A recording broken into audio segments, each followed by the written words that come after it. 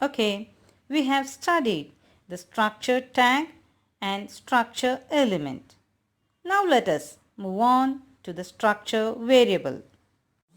Structure name ഉപയോഗിച്ച് declare ചെയ്യുന്ന വേരിയബിൾസിനെയാണ് structure variables എന്ന് പറയുന്നത്. ഒരു സ്ട്രക്ചർ ഡിഫൈൻ ചെയ്യുമ്പോൾ തന്നെ സ്ട്രക്ചർ വേരിയബിൾസ് ഡിക്ലെയർ ചെയ്യാവുന്നതാണ്. അല്ലെങ്കിൽ പിന്നെ മെയിൻ ഫംഗ്ഷനിൽ structure name followed by the variables name ഉപയോഗിച്ചുകൊണ്ടോ അല്ലെങ്കിൽ structure name followed by the variable names ഉപയോഗിച്ചുകൊണ്ടോ ഡിക്ലെയർ ചെയ്യാവുന്നതാണ്. സ്ട്രക്ചർ ഡിക്ലറേഷനോടൊപ്പം തന്നെ എങ്ങനെ സ്ട്രക്ചർ വേരിയബിൾ ഡിക്ലെയർ ചെയ്യാമെന്നുള്ളത് നോക്കാം. സ്ട്രക്ചർ ഡിക്ലറേഷൻ്റെ ക്ലോസിംഗ് ബ്രേസസിന് ശേഷം സ്ട്രക്ചർ വേരിയബിൾസ് നൽകാവുന്നതാണ്. ഇവിടെ S1 എന്ന സ്ട്രക്ചർ വേരിയബിളാണ് ഉപയോഗിച്ചിട്ടുള്ളത്. ഒന്നിൽ കൂടുതൽ സ്ട്രക്ചർ വേരിയബിൾസും ഇത്തരത്തിൽ ഡിക്ലെയർ ചെയ്യാവുന്നതാണ്. ഉദാഹരണത്തിന് closing braces S1, S2, S3 then semicolon. Main ഫംഗ്ഷനിൽ നിന്നുകൊണ്ടും സ്ട്രക്ചർ വേരിയബിൾസ് ഡിക്ലെയർ ചെയ്യാവുന്നതാണ്. ഇത് നമ്മൾ സാധാരണ വേരിയബിൾ ഡിക്ലെയർ ചെയ്യുന്നത് പോലെ തന്നെയാണ്. Data type, variable name. ഇവിടെ സ്റ്റുഡൻറ്റ് എന്നുള്ളത് ഒരു സ്ട്രക്ചറിൻ്റെ പേരാണ്, അതായത് യൂസർ ഡിഫൈൻഡ് ഡേറ്റ ടൈപ്പ്. അപ്പോൾ ആ ഡേറ്റ ടൈപ്പ് ഉപയോഗിച്ചുകൊണ്ട് നമുക്ക് വേരിയബിൾസ് ഡിക്ലെയർ ചെയ്യാം. Student S4. അല്ലെങ്കിൽ പിന്നെ ഈ ഡേറ്റ ടൈപ്പിൻ്റെ മുൻപ് സ്ട്രക്ട് എന്നുള്ള കീവേഡ് ഉപയോഗിച്ചുകൊണ്ടും ഈ സ്റ്റേറ്റ്മെൻറ്റ് എഴുതാവുന്നതാണ്. Now, before going to the memory allocation, let us revise the memory requirement of each data type. C++ലെ 5 fundamental data types ആണ് ഉള്ളത്. void, char, int, float, double. void എന്ന് പറഞ്ഞു കഴിഞ്ഞാൽ നത്തിങ്, ഒന്നുമില്ല. അപ്പോൾ എത്ര ബൈറ്റ്സ് മെമ്മറി വേണം അത് സ്റ്റോർ ചെയ്യാനായിട്ട്? ഒന്നുമില്ല. അപ്പോൾ 0 bytes of memory. char 1 byte, int and ഫ്ലോട്ടിന് 4 ബൈറ്റ്സ്, ഡബിളിന് 8 ബൈറ്റ്സ്. ഇത് കൂടാതെ ഈ ഫണ്ടമെൻ്റൽ ഡേറ്റ ടൈപ്സിൻ്റെ മെമ്മറി റിക്വയർമെൻറ്റ് നമുക്ക് ചേഞ്ച് ചെയ്യാനായിട്ട് സാധിക്കും. അതെങ്ങനെയാണ്? ഡേറ്റ ടൈപ്പ് മോഡിഫയേഴ്സ് ഉപയോഗിച്ചുകൊണ്ട്. ഏതൊക്കെയാണ് data type modifiers? Short, long, signed, unsigned. Type modifiers memory റിക്വയർമെൻറ്റ്സിൽ വരുത്തുന്ന മാറ്റങ്ങളെക്കുറിച്ച് നമ്മൾ +1 പഠിച്ചിട്ടുണ്ട്. അത് ഓർമ്മയില്ലാത്തവർ അതും കൂടിയും ഒന്ന് റിവൈസ് ചെയ്യാം. Next let us look at how to declare a variable num to hold an integer value. The answer is int num.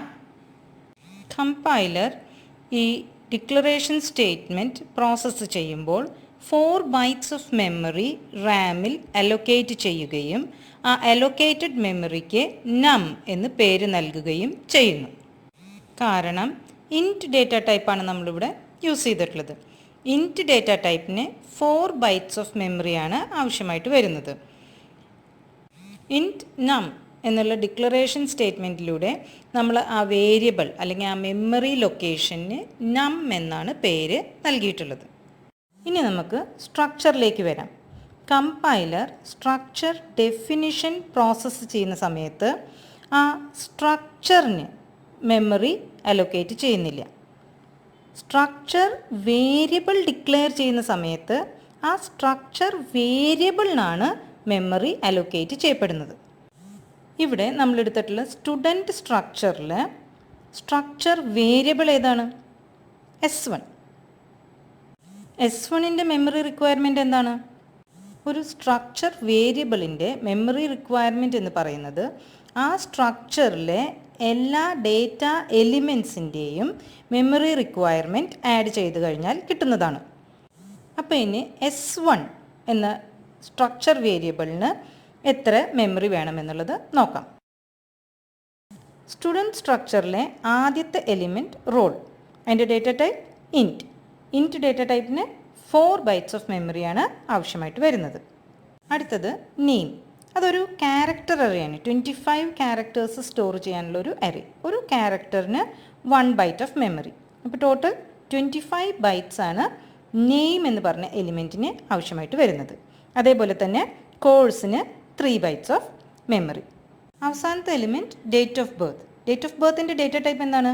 DOB. DOB എന്ന് പറയുന്നത് ഒരു യൂസർ ഡിഫൈൻഡ് ഡേറ്റ ടൈപ്പാണ്. അതായത് DOB നമ്മൾ തന്നെ നേരത്തെ ഡിഫൈൻ ചെയ്തിട്ടുള്ളൊരു സ്ട്രക്ചറാണ്.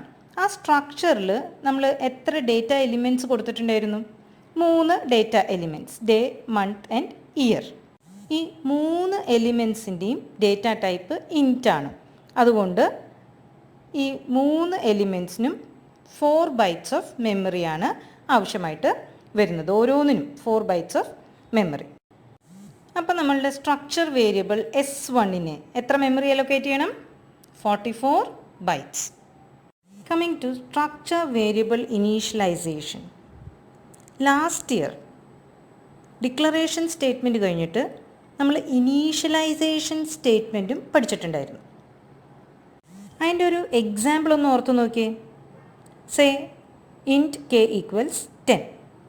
ഇവിടെ k എന്ന ഇൻറ്റീജർ വേരിയബിൾ ഡിക്ലെയർ ചെയ്യപ്പെടുമ്പോൾ തന്നെ അതിലേക്ക് 10 എന്നുള്ള വാല്യൂ അസൈൻ ചെയ്ത് കൊടുക്കുകയാണ് ചെയ്യുന്നത്.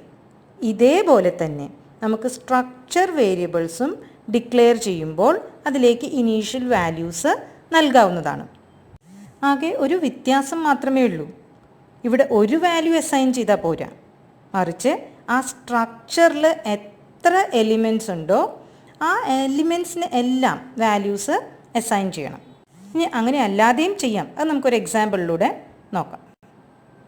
ഇവിടെ സ്റ്റുഡൻറ്റ് എന്ന ഡേറ്റ ടൈപ്പിൽ S5 എന്ന വേരിയബിൾ ഡിക്ലെയർ ചെയ്യുമ്പോൾ അതിൻ്റെ ഡേറ്റ എലിമെൻറ്റ്സ് റോളിന് 64, നെയിം ആൻഡ് കോഴ്സ് CS, പിന്നത്തത് ഡേറ്റ് ഓഫ് ബർത്ത് ആണ്. അപ്പോൾ ഡേ, മന്ത് ആൻഡ് ഇയർ നൽകിക്കൊണ്ട് S5 എന്ന സ്ട്രക്ചർ വേരിയബിൾ ഇനീഷ്യലൈസ് ചെയ്യുന്നു. ഇനി നേരത്തെ പറഞ്ഞതുപോലെ സ്ട്രക്ചർ വേരിയബിൾ ഇനീഷ്യലൈസേഷൻ്റെ സമയത്ത് ആ സ്ട്രക്ചറിലുള്ള എല്ലാ എലിമെൻറ്റ്സിനും വാല്യൂസ് നൽകണം എന്നൊരു നിർബന്ധമൊന്നും ഇല്ല.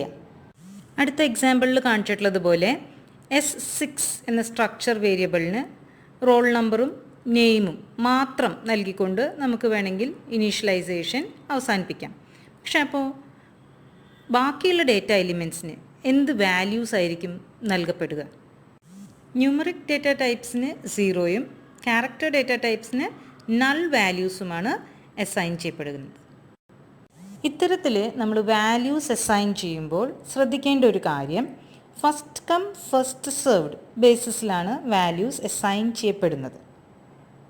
റിമൈനിങ് എലിമെൻറ്റ്സിനാണ് നമ്മൾ ഈ പറഞ്ഞ ന്യൂമറിക് ആണെങ്കിൽ 0, ക്യാരക്ടർ ആണെങ്കിൽ നൾ ഒക്കെ അസൈൻ ചെയ്യുന്നത്. ഇപ്പോൾ ഉദാഹരണത്തിന് അടുത്തൊരു structure variable S7 equals 63, CS എന്ന് ഞാൻ നൽകുകയാണെങ്കിൽ 63 റോളിനും CS നെയിമിനുമാണ് അസൈൻ ചെയ്യപ്പെടുന്നത്. അതാണ് ഈ first come first served basis എന്ന് പറയുന്നത്. Remaining elements course and date of ബർത്തിന് നൾ ആൻഡ് 0 വാല്യൂസ് ആയിരിക്കും അസൈൻ ചെയ്യപ്പെടുന്നത്. How the elements of a structure can be accessed? What is a nested structure? And what is the difference between array and structure will be discussed in the next video.